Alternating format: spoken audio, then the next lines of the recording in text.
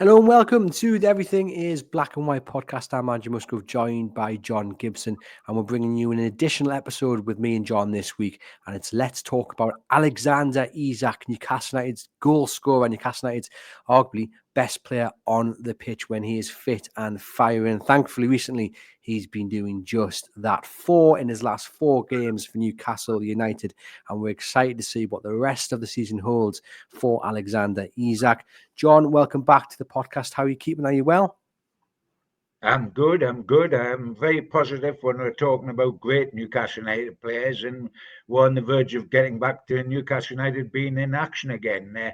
All is looking good at the moment. Certainly is. Alexander Isak has been away on international duty, but thankfully he's come through it, and he will be, hopefully, in that starting 11 for the game against West Ham on Monday. Just before we start the show, please remember to hit that link in the podcast description box for your NORD VPN plan. You can get a discounted offer where you'll get 4 extra months on a 2-year plan. Keep yourself protected from the scammers and hackers out there. It's well worth signing up to. Thank you to NORD for the sponsorship. John, look, we could talk all day about Alexander Isak, but I just want you to tell our listeners and to tell our viewers just how good he really is. Well, we are built on centre forwards. Newcastle United, the number 9 legends, a silver thread that's gone through the club from way back in the old days, revived with Hughie Gallagher and then gone through with Ward Jackie and Super Mac and Alan Shearer. And we adore those people. And this guy, if he stuck round long enough, because you've got to earn your stripes to be in the number 9 legends, he could literally be that. He has got so much going for him. 25 goals last season. Newcastle United haven't had a 25-goal centre forward since Alan Shearer. And, at the beginning of this season, he wasn't quite up to par. He didn't score goals for a while. He had one tap in against Spurs, and people were thinking, no, dear me, does he A, want to be away, or B, has the bubble burst? Neither's been the case. He's come back with 4 and 4. He's looking the quality player that there is. And you look throughout the years at centre forwards, both here and in this country, and there's many types of centre forward. I mean, there's the British Bulldog, which was Alan Shearer, all muscles and brawn and power and lethal finishing. You've got the frightening battering rams, which were Duncan Ferguson and very much Billy Whitehurst, although not in that class, but by God, he was that. There's the Speed Kings, which was War Jackie and Supermac. And then there's the Headmasters, which was Wyn Davies. Then you've got players who are smooth as silk, which was Thierry Henry and is unquestionably Alexander Isak. They're all different types of centre forward, but they've all got one thing in common: goals. And that is something that you've got to have. And Newcastle have idolized players like that. I've been lucky enough and old enough to see all the great centre forwards since Hughie Gallagher. Even I aren't old enough to have seen Hughie, bless him, although I did meet him as a person late in his life. But to see them on the field of play, right from Ward Jackie, and Alexander Isak has stirred my blood as much as anybody that's worn the black and white stripes. He is not just a goal scorer, which we adore, but he's so smooth. He's so elegant. He's got everything. He's got the ability on the ball to play midfield. He's got the pace to play as a winger. He's got the clever brain to find the space in the box, and he finishes superbly. All right, his heading ability is not quite as good as say Alan Shearer or even Superman, but it ain't bad. And the rest of his game is just in a different class to anybody else. We're privileged to have him. We've got to realise that. And one of the things that have always bothered me with Newcastle United, etc., is that you never realise quite what you've got until you haven't got it anymore. And that always worries me about people like Isak, um, perhaps leaving. not just of his own code or the club, saying, we've got to cash in on somebody. So some big name to be able to juggle the books and get players in. Well, if we have, then the one not to cash in is Alexander Isak. Goals win games. When you boil down football to its simplest form, goals win games. Try winning a game without them. And therefore, your centre forward is the costliest guy on the planet. And would we dare sell him? I would suggest not. I would suggest that would be the biggest step backwards. You've got to keep him happy because a disillusioned centre forward is not a very effective centre forward. But there's no feeling at the moment that Alexander is disillusioned. He loves it here in the way that Bruno loves it here, and the way Anthony Gordon loves it here. And therefore, we've got to keep that spirit in him. We've got to keep the foot on the accelerator because how long will they love it here if we don't play regular European football? But that is our dream anyway. Um, he is vitally, vitally, vitally important to our cause. Um, and I hope we move heaven and earth to make certain that he stays with us and continues doing what he does. Because believe you me, and I think we all know it, the hardest position to find a superstar to buy is centre forward. No, certainly so. And we will talk about what the future holds long term for Alexander Isak. Unfortunately, we will have to cover the possibility that he might be sold at some point, but that's what we will have to do because it is always a possibility. But John, what impresses you the most about Alexander Isak? I mean, you went through a few attributes of his there, but what stands out above anything else? The fact that he can combine elegance with brutal finishing, because one is so easy on the eye and the other is so vicious. But in the best players in the world have both those things. He is so easy on that. You can get centre forwards who are all knobbly knees and elbows and hammering people into the ground. I mean, Big Duncan Ferguson was a epitome of that. Wyn Davies was essentially a header of the ball, not a regular great goal scorer, but a wonderful man upstairs. But when you can combine everything, elegance with goal scoring, which is something Peter Beardsley did wonderfully, not in natural, not a centre forward by any means, but a good striker and a good midfield player all rolled into one. And it's wonderful when you get the combination of absolute elegance, where he looks a Rolls Royce, and then he's an absolute brute when it comes to finishing. And that's what Isak is. And that's extra special.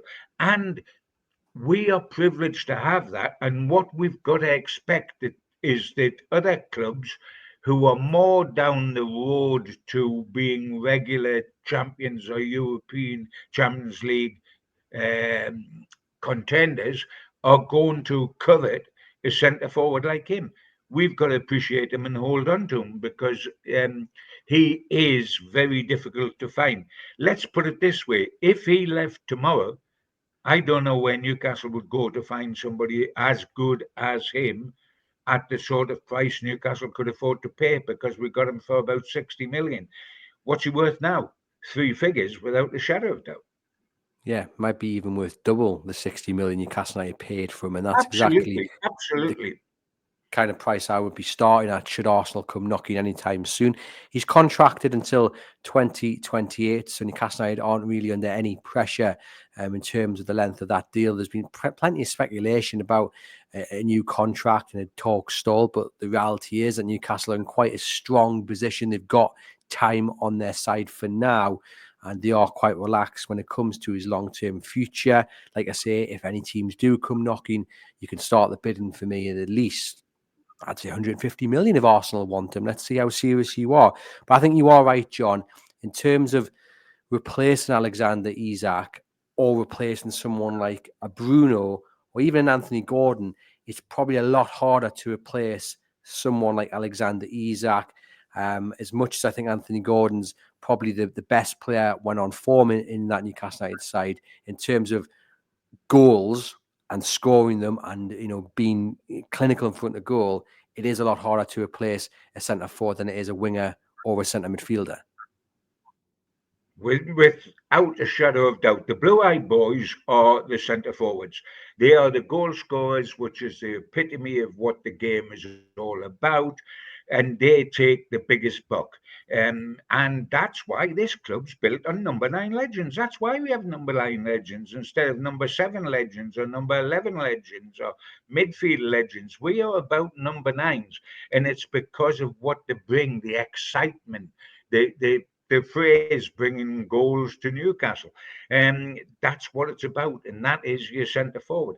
And I would go further, Andrew, than you did there when you said, let's say if Arsenal are really keen on him, let's say it's 150 million. You know what I say?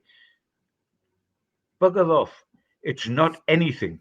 We are not selling this man because we don't sell our future. We protect our future, we don't sell it. I wouldn't give them a price.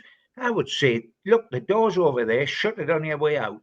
I wouldn't attempt to, because you can't replace. I'll tell you something. This club has a history. We've got to be very afraid. This club has a history of cashing in on great goal-scoring centre forwards.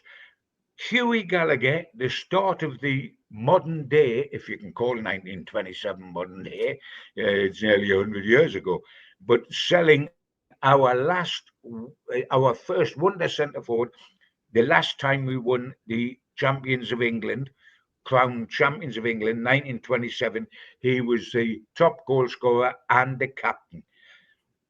We sold him. Now I know he was a bag full of trouble. Of course, I know he was a bag full of trouble, but he was a bag full of goals as well. We sold him to Chelsea because we thought we could have a quieter and more peaceful life without him. He was such a hero to Newcastle United fans that when he come back with Chelsea on a Wednesday afternoon, not a Saturday afternoon, a Wednesday afternoon when everybody was at work and there was no floodlights, so the game couldn't be at night. Our record attendance was set that day with another 10,000 locked outside. And we never, for a long time, replaced Hughie Gallagher or won. We've never won the championship since. And then what do? Fast forward the clock, and what do? We sell Supermac. We get Supermac, who takes us to 2 Wembley Cup finals in 2 years, the 74 FA Cup and the 76 League Cup, who scored goals on peace for us, scored a hat-trick against Liverpool on his home debut, continued to score goals left, right and centre. We sold him to Arsenal, cashed in on him and thought that we could do fine without him, and we didn't do fine without him. Now, when we did the opposite, Andrew, when we decided that great goal-scoring centre forwards were indispensable, when we kept Ward Jackie and didn't sell him because when he went to Lingfield, that was for his pension, and it was into sort of part-time football in Northern Ireland.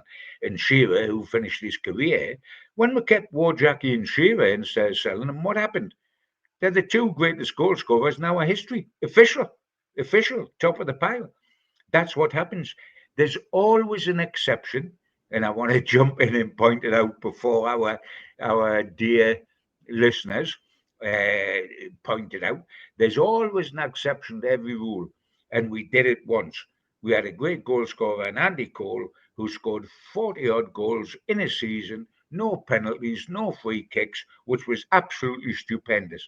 And we sold him. Just what we shouldn't do, but it was an exceptional time. It was the exception of Kevin Keegan as manager, charismatic, etc., and John Hall as chairman, who was willing to back his manager in the transfer market time and time again. We set club record upon club record every time we bought somebody.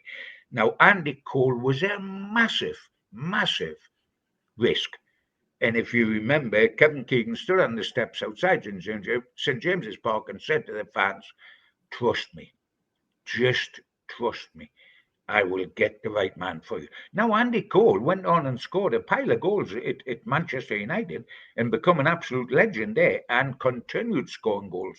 But Keegan went out and got Ferdinand and then Shearer, not straight away, not to replace him sort of in the next few weeks, but very quickly, Ferdinand and Shearer. It was worth waiting because they were quite unique. But how often does that happen, Andrew? Would you risk doing that again? Would you risk that we could pull off? A lot of people want to compare the current Newcastle situation with the entertainers, where Newcastle built up from nothing to become uh, Premier League runners up 2 successive years, always seeing the same rise now. The one to compare. This happened then. This is the exception in 132 years, 131 years of history. This is the exception, not the rule. The rule is selling people like Huey Gallagher and Superman and reaping your reward, and keeping Wojaki and Shearer in reaping your reward. And I suggest that when you've found a number 9 like Isak, we should be grateful for finding him and not thinking, oh, well, we found him. He's been here a couple of years. We can get 120 million from him. Let's cash in on him and we can buy 3 other players. Yeah, you can buy 3 other players and find you haven't got a centre forward. Let us remember, and I'm on the verge of going off on a rant here, Andrew. Let us remember that Isak's the only centre forward we've got because Callum Wilson's in hibernation, bless him, and Asula's a long way off being in Isak yet. And I'm not criticising the young man. He's very young. He's learning his trade. But he ain't going to be. If we sold Isak in the summer, Asula is not going to be the 25 goal man next season. No way. So we haven't got a centre forward, and Wilson's contract's up. We haven't got a centre forward, so we would consider selling the only one we've got. I hope we've got more sense than that. Yeah, fingers crossed. I mean, on his contract, John, it's really interesting. He spoke about his future during this international break, and he said, what did he say? Let me find the quote. He said, throughout my career, I have never talked about or really commented on the move rumours during the season. There have been many such years where it has been talked about. It doesn't affect me. I am commenting on my situation in Newcastle, and I have never had any problem there. I'm fully focused on my task there, and that we will have a fantastic season. There are still great opportunities for that. I have no thoughts about anything else. The only thing I can say is that a lot of information and rumours often come out. Much of what I read is not true. So that's all I can say about the whole situation. Now, as we say, Newcastle are very relaxed about the situation. But is there an argument, John, to say that Newcastle United should break the wage structure to get him a new deal and keep him sweet at Newcastle United? We know at the moment that they don't want to do that because of the PSR rules, and that's very sensible. Of course it is. You don't want to do that and then not be able to spend in January or in the summer, or have to sell someone else that you don't want to sell to cover Isak's bump up in wages. But the fact is that there are suit houses out there that will be offering a lot more money than he's on at Newcastle United. And at some point, Newcastle are going to have to move to the next level. Is it a case that they are right to play it safe until they have the room to manoeuvre? Or is it a case that, sell somebody else if that means they can bump his wage up and keep him here at Newcastle for longer than that 2028 contract that he's currently on? It's intriguing, isn't it? I mean, it's a balancing act. It's like, putting a tripwire over Niagara Falls and saying, walk across that. If you don't get it right, you fall off. It is a very, very difficult situation. I mean, financial fair play was brought in for all honest reasons to try to get a level playing field, to try to stop new owners from just taking clubs wherever they wanted to take them. Football Authority haven't seen Abramovich do that at Chelsea, and the owners of Manchester City do that when they came in with no restrictions. But I am furious about financial fair play because it just kills ambition. It kills enthusiasm. If it doesn't kill ambition, it certainly holds it back. And that is so terribly unfair on a club like Newcastle United, who start with such poor financial strains, financial sources of cash. And we're still paying for the way Ashley ran the club. He may have sold it and got out, but we're still paying a huge price for the way he ran the club, because he ran the club down. And the new owners have got these financial figures that have been at rock bottom in terms of sponsorship, in terms of utilizing it. And this takes a while to build up. You can't just wave a magic wand. The magic wand is the money our owners have got, but they're not allowed to use it. And it takes time to build it up. In the meantime, we can struggle, because once we got the lovely impact of the owners taking over the club, and we went from being a relegation threatened club in one season to being a top four club, Champions League, and a Wembley Cup final.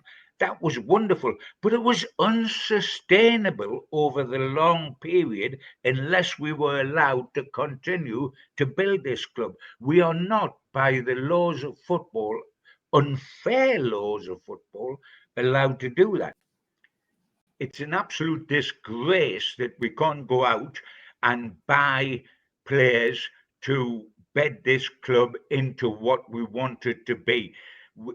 But what is an even bigger disgrace is that this confounded rule, this limitation of financial fair play, and it's anything but fair play, means that we could be in danger of actually losing one of the players that we've signed. We were clever enough to scout and sign Bruno and Isak and Gordon when other clubs didn't do it. We found they weren't superstars. We found Isak buried in Spanish football, not one of the top two clubs. We found Bruno in France, who haven't got a top club outside of Paris Saint-Germain, and we found Gordon wallowing at Everton. We found them, took a chance on them, signed them, and now what are we told? To continue to meet financial fair play rules, we may have to sell one of those. Why?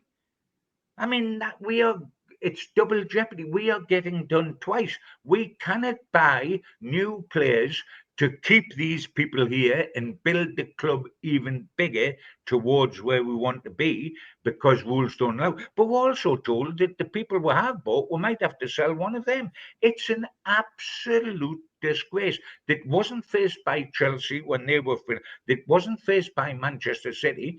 And this set of rules, which Ashley put into place by his indifference, is now coming home to haunt us, and we are now put together like a Houdini in chains and thrown in the Tyne and say swim.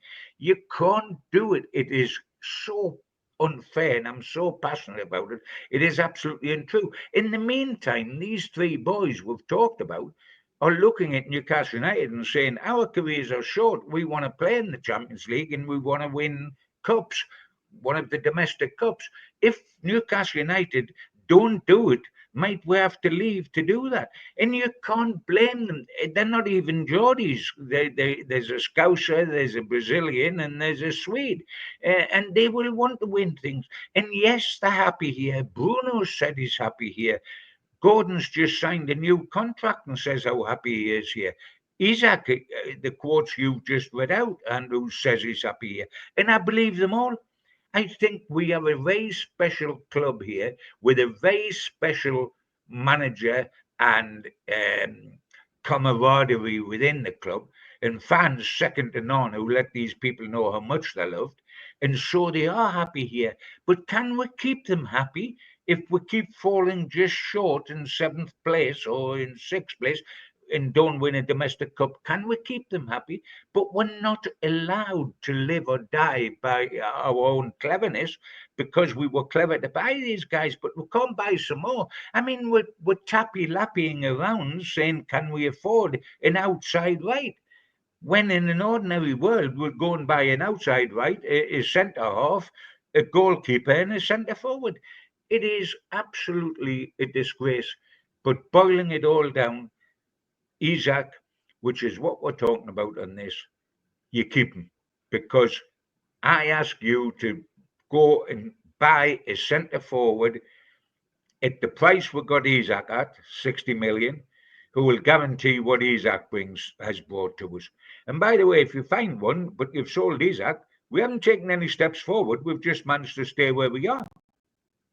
Yeah, indeed. And I think everyone will agree with you there with your rant on the PSR rules. It's a vicious circle because the other thing about it, John, is that you're not only potentially forced to sell your best players to meet these financial restrictions, but you're forced to sell them probably to a direct rival. So all you're doing is furthering the gap between, yourself and the top 3 or 4 clubs who aren't really impacted by the financial fair play rules. It is a disgrace and something needs to change. I mean, we're going a little bit off topic, but I do actually think that Alexander Isak's potential contract issues, which again we're totally relaxed about, it does confirm how restricted Newcastle are because of these rules. So what would you say to Richard Masters of the Premier League if you were sitting across the table from him? I was going to say this used to be called, before you found a new phrase, financial fair play. I would like you to tell me what's fair about that.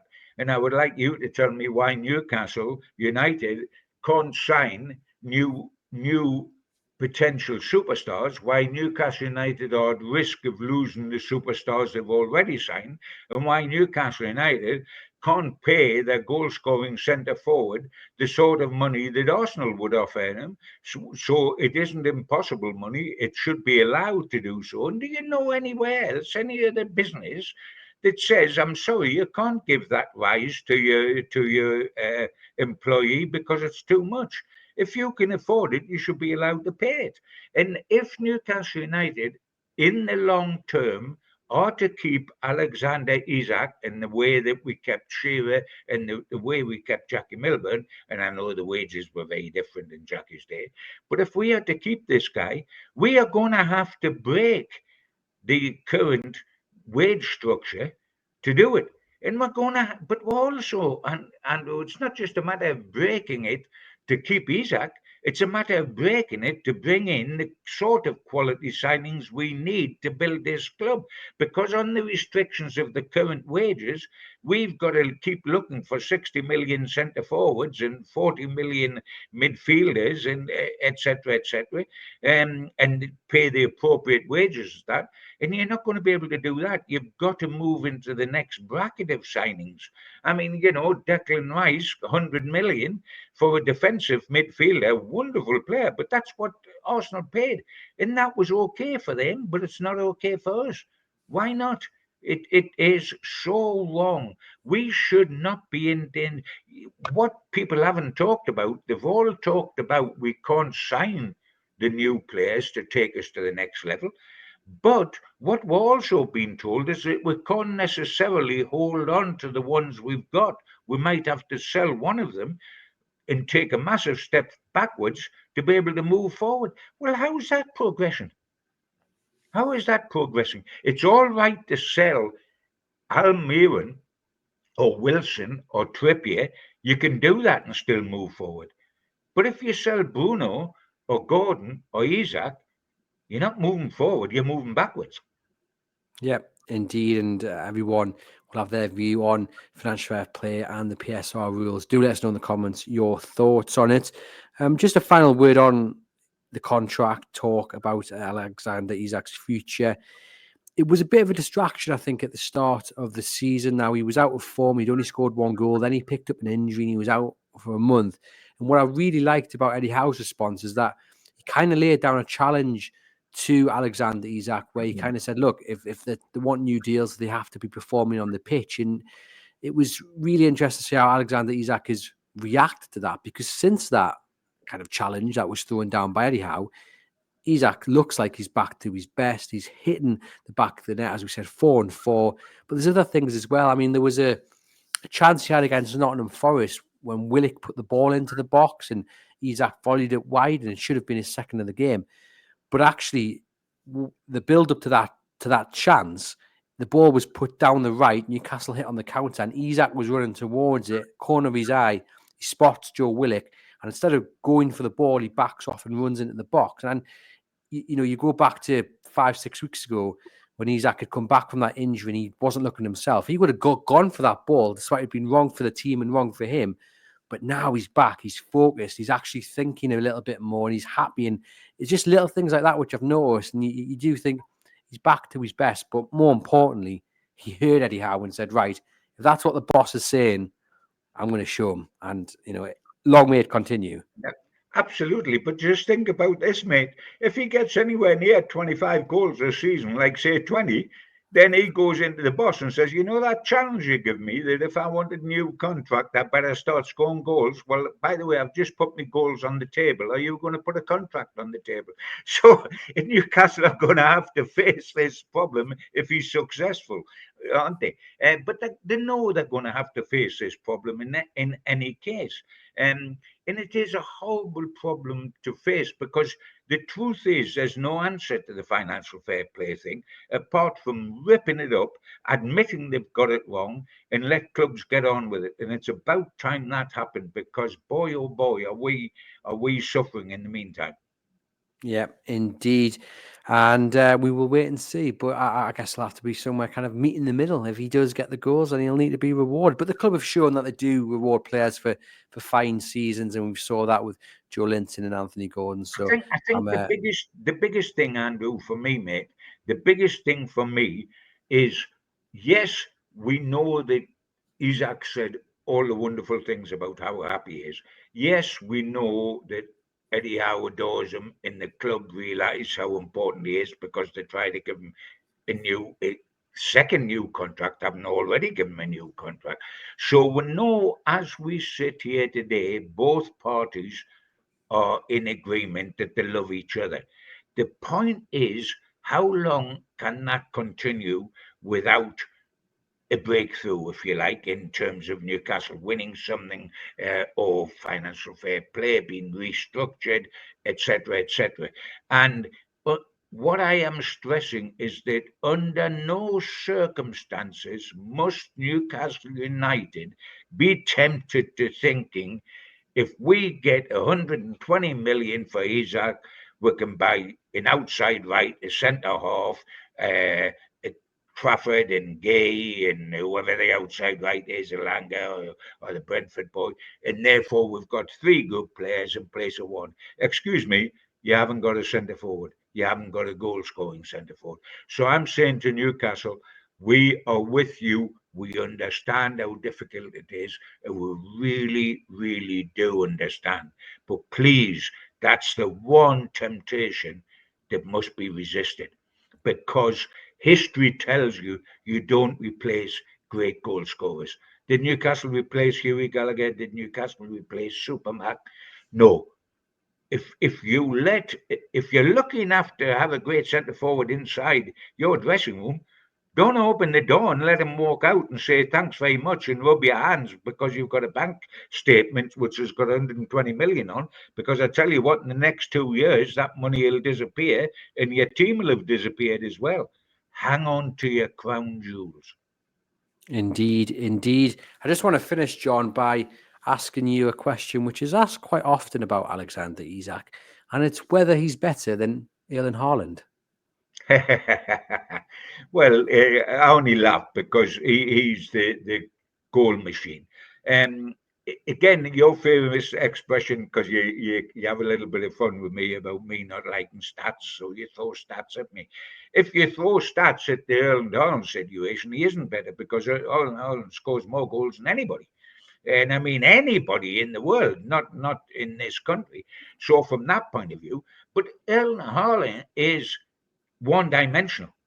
I tell you what, if I had to sit and look at an artist, whether that's on stage, a singer, whether it's a ballet, whether it's an Oscar-winning performance at the cinema, if I had to sit and look at somebody for an hour and a half and say that is poetry in motion, I wouldn't want to look at Holland. I would want to look at Armand, because he is much more elegant, much more involved in the game. than Haaland is. Haaland can have 3 touches, but he scores twice. So he's got the job done. He is. You can get away with a Haaland at Man City because you've got all the ballet dancers around him, and he's just the brutal finisher. But I would rather have, although I'm a goals man and I bring goals to Newcastle, number 9 legends, I'm happy to have Isak instead of Haaland. Stats will tell you Haaland scores more goals, but I was almost about to say there's more to football than scoring goals, but I mean, there almost isn't. I've got to be truthful about that. But if I've got to watch somebody, do I want to watch brute force of Haaland, or do I want to watch the absolute elegance in poetry in motion of Isak? I want the latter. Well, just to give you some stats, Haaland has scored 75 goals in the Premier League, John, in 77 games. Alexander Isak has scored 40 in 78, but you've also got to consider the teams that they're playing in, you know, vastly different. And it's a lot easier to score goals in a team like Man City than maybe it is Newcastle United, isn't it? But scary stats from Haaland. But I think a lot of people would agree with you about the all-round play. Yeah, and you've got to bear in mind that I would think, without having the figures, that you're going to get more assists out of Isak than you are out of Haaland. And I think Haaland's an absolutely wonderful player because he's a finisher. And you know, if you look at goals records, Alan Shearer would say, "Put your goals on the table," and so did Jackie Milburn, and they are our best. So you can't knock what Haaland does. It's absolutely wonderful. But if you play in that side, dear, oh dear, oh dear, you've got to think that you would score a pile of goals playing centre forward in the City side, wouldn't you? You would. But, you know, if I'm going to watch somebody on stage, I don't want to watch somebody that is brute force. I want to watch somebody that's elegant and is easy on the eye and gives me a feel-good factor. And watching quality players. Thierry Henry did that to me, although he wasn't in black and white. I adored watching him, apart from the 2 games he played against Newcastle, of course, when I hated watching him. But I used to like watching Henry because, you know what? God put football on earth for that sort of elegance. Indeed, he did. And I'm just going to correct myself on the stats there because the Isak stats that I read out were all-time Newcastle appearances. He's played 61 times in the Premier League, 35 goals in that time with 5 assists. So a very, very good record for Alexander Isak, and long may that continue. Thank you to John for popping on the podcast and talking about Alexander Isak. Hope you guys have enjoyed the episode. Please give the video a thumbs up on YouTube and share it across your social media channels. Thank you as always for tuning in, supporting the podcast. Hit that link in the podcast description for your NORD VPN plan. It is well worth signing up to. And me and John will be back on Saturday morning with the match preview a little bit later in the week than usual because Newcastle don't play until Monday where they face West Ham up at St James Park. But it will be coming to you just on Saturday morning. But enjoy this one for now. Hope you've enjoyed it. And for myself and John, we'll see you guys very soon.